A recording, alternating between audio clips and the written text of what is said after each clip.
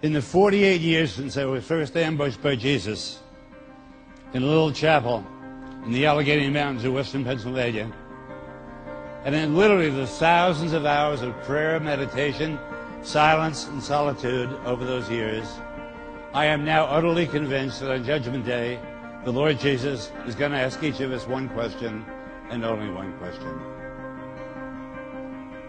Did you believe that I loved you? That I desired you? That I waited for you day after day? That I longed to hear the sound of your voice? The real believers there will answer, yes, Jesus. I believe in your love, and I tried to shape my life as a response to it. But many of us who are so faithful in our ministry, in our practice, in our church going, are going to have to reply, well, frankly, no, sir. I mean, I never really believed it. I mean, I heard a lot of wonderful sermons and teachings about it. In fact, I gave quite a few myself. But I always thought that was just a way of speaking, a kindly lie, some Christian's pious pat on the back to cheer me on. And there's the difference between the real believers and the nominal Christians that abound in our churches across the land. No one can measure like a believer the depth and the intensity of God's love, but at the same time, no one can measure like a believer the effectiveness of our gloom, pessimism, low self-esteem, self-hatred, and despair that block God's way to us. Do you see why it is so important to lay hold of this basic truth of our faith? Because you're only going to be as big as your own concept of God.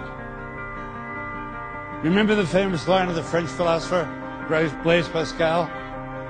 God made man in his own image, and man returned the compliment.